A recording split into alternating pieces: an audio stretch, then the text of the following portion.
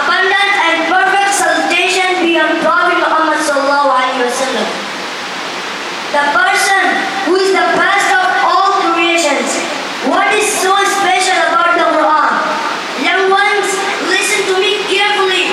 On this planet, there's nothing more valuable than the Quran. Not its diamond, not its gold, not its power, not its money. The one most valuable treasure that we own is the Quran. But why the Quran is best?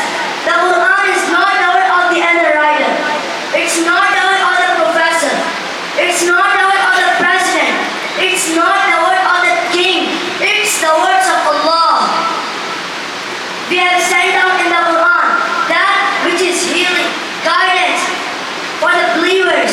We have sent down the Quran to cure you from that. Now, look around you. Sit in a gathering in which there is something from 50 different nations.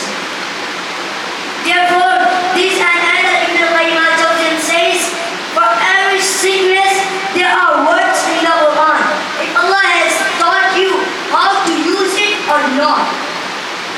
Today, we perceive the knowledge, but the knowledge of Quran and teachings of Islam are useless. That's why we are going to a sophisticated way of life.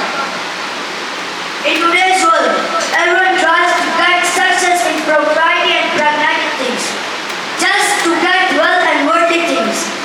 No real just to equal to Allah subhanahu wa ta'ala and with His book. Hazrat Abu Hurairah says that Rasulullah sallallahu alaihi wasallam said, Allah never gives so much attention to anything as He does to the voice of Nabi reciting Quran in a sweet tone.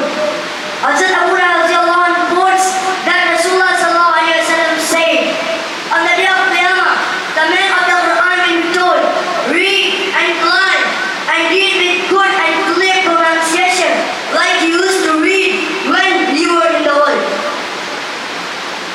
Lastly, I would like to conclude here